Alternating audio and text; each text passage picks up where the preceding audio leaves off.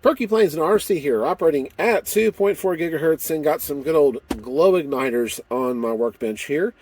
This is a video I'd thought about making for a little while, just because I've had a little bit of a journey with it, and I wanted to kind of share my experiences of that journey with you guys. So, when I first really kind of started getting into glow, when I got the wild stick, I bought this guy right here. Now, this it's a dynamite glow igniter with the meter on it. It came with a 2600 milliamp nickel metal hydride battery. It was a sub-C type.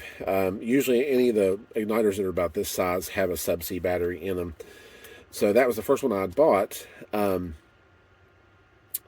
then this one I actually acquired from Bob, from some of Bob's stuff.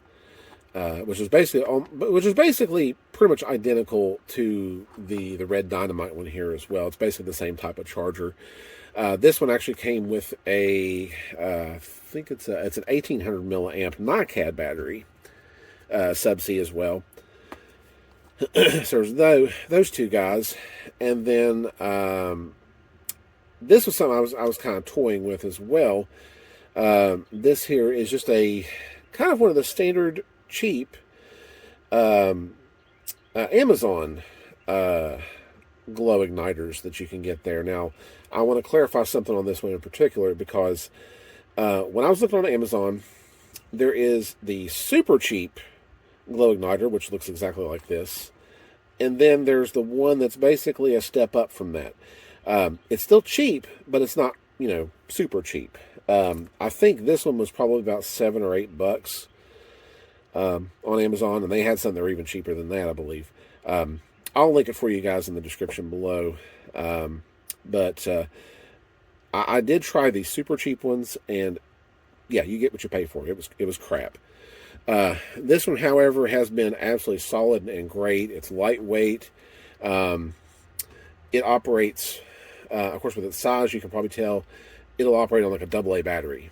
Okay, so I would highly recommend these as well as the metered ones. I do enjoy the metered ones too, just because they give you that meter on it that once you plug it to your glow plug, it'll of course fire up to show you how much charge your battery is. So yeah, I think the sub-C, these kind with the meter are good, and this one right here is exceptionally good as well. I think this one is a good choice. And like I said, I'll put a link in the description down below for you all to check out. Now, let me talk about charging. Now, when I first bought the Dynamite, and this goes for really any of these sub-C rechargeable type, it comes with the wall wart that you plug up, and it takes 10, 12, 15 hours a day, 5 days, a week, a month. I don't know. It takes a really long time to charge using one of these guys right here. So it takes a super long time to charge it. I think the average is about 15 to 18 hours. So it's one of those ones you just plug it up overnight, let it charge, and then and that's it. One thing I didn't like about this particular one, though, is that there's no indication that it's fully charged. The light never goes off. It just stays on all the time. So early on, I kind of realized I was not a fan of this type of setup. And I know it's super common that they do this, that they supply these little wall wart things with those types of chargers. So I kind of keep it around in a pinch if I really need to, but I really don't use it. And then something I had also dabbled with as well, and you guys have probably seen these, is these types of leads that hook to your existing charger. And then, of course, this end fits into the igniter itself and charges it that way. I did test that as well, and it works good with my charger. It's kind of the same, or it's kind of the same thing like the wall wart. You have to keep the amperage down. So, you plug it up and you charge your igniter probably at about 0.25 amps or 0.3 amps or something like that, super low, so it charges it nice and slow. So, that's kind of another way you can charge it. I use that one on occasion, but probably my big thing that I have done is I've moved over to something like this. Now, this will charge, basically, this will charge NiCads, nickel metal hydride batteries, things of the sort. It says it'll do lithium ions as well. And this will fit like those, this will accommodate those rechargeable types of batteries. So, for example, here, these are the subsea batteries out of the red and the blue subsea charger. So this is a 2600 nickel metal hydride, and this here is a NiCad 1800. So those will both fit in this particular charger just fine. I found that a lot of the subsea batteries for these things are what they call flat top. And this is probably one of the chargers I found that says it will do flat top subsea batteries. If you get one that won't do that, basically the battery will not make good contact and will not charge. So that's a little bit of a struggle to find a charger that does the subsea batteries with the flat top, and this one actually will do it. I'll put a link to this guy in the description as well. This is also an Amazon purchase. And let me show you guys this as well. These are rechargeable Amazon nickel metal hydride AA batteries. You can get these, of course, through Amazon. I think when I got these, they came in a pack of 4, and it was like $3 or $4, so it was super cheap for these. And of course, those will work in this charger as well. I believe the capacity is 2,000 milliamps. So, I think on average you're looking with either of these options, with these rechargeable batteries and the subsea rechargeables, or the AA, which will fit in this charger or this glow igniter here. Those will, on average, I think last you about a half an hour, depending on the capacity of the battery, of course. But on average, about half hour, 45 minutes, just straight use, and that's about how long they last. But yeah, these were, like I said, these were super affordable batteries as well.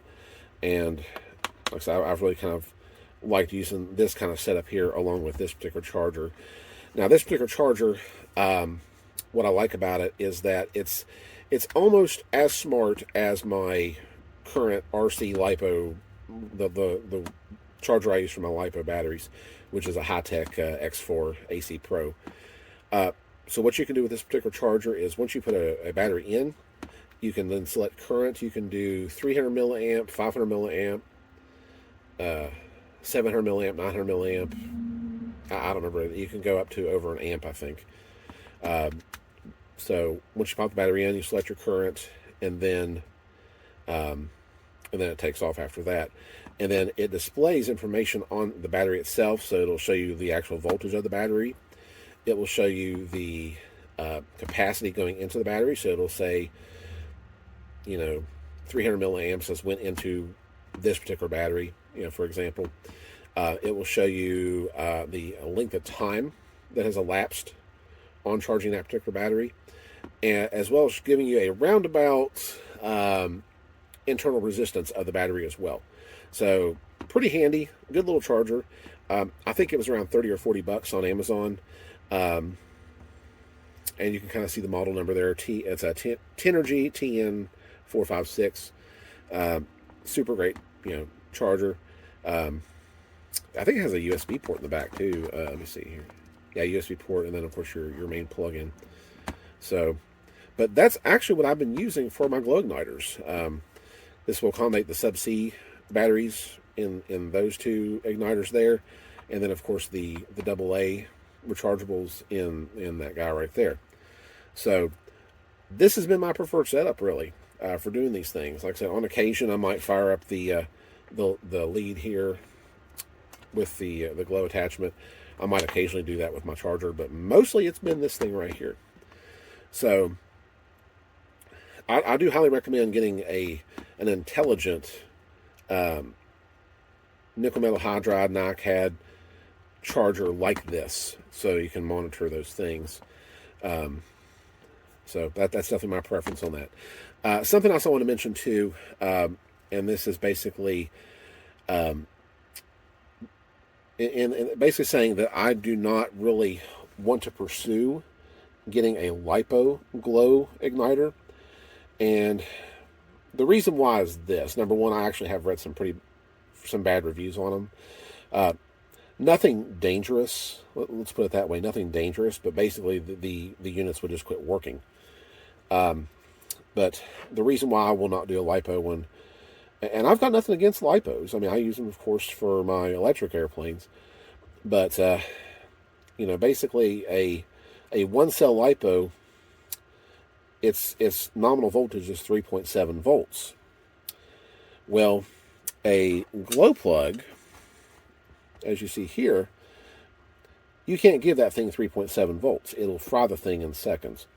So you have to basically step it down to a voltage that it can tolerate, which is, I believe it's like 1.2 to 1.5 volts. So, in essentially one of these glow igniters that's lipo, you have to have a component that will step it from 3.7 volts down to 1.2 to 1.5 volts, so you don't burn your glow plug up. So, to me, with these lipo glow igniters, that's basically that's basically an additional component in the actual igniter itself that can possibly fail on you at some point. So that's one reason why I will not do the lipo glow igniters. People might swear by them and think they're great, and that's fine. But to me, it has that extra component in it that steps down the voltage, and that's another thing in the chain that can possibly fail on you at any time. With these guys right here, the voltage is already supplied. There's no need to step down the voltage of these things at all. It already is at the preferred voltage for a glow plug.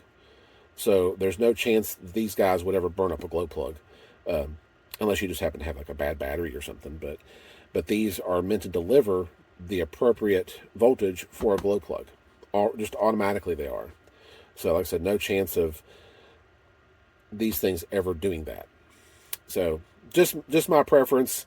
So like I said, this is kind of what my setup here with using these old school rechargeable nickel metal hydride NiCad batteries and these subsea metered glow igniters, or this one right here as well. And even if you didn't do the rechargeable route, this thing will accommodate AA batteries. So you could carry a set of AA batteries with you to the field and use one of these guys and be just fine. So, but anyways, that's it in a nutshell. So this is pretty much what I use as far as doing glow plugs and glow igniters. And again, I do not really recommend a lipo glow igniter, even though lipo is kind of the new standard for batteries nowadays and all that. It does have that extra component in it to step it down to a glow plug's voltage level, and that's a possible component that can fail at any time. So, but anyways, guys, that's all from me. I want to thank you all for watching, and we'll see you in the next video.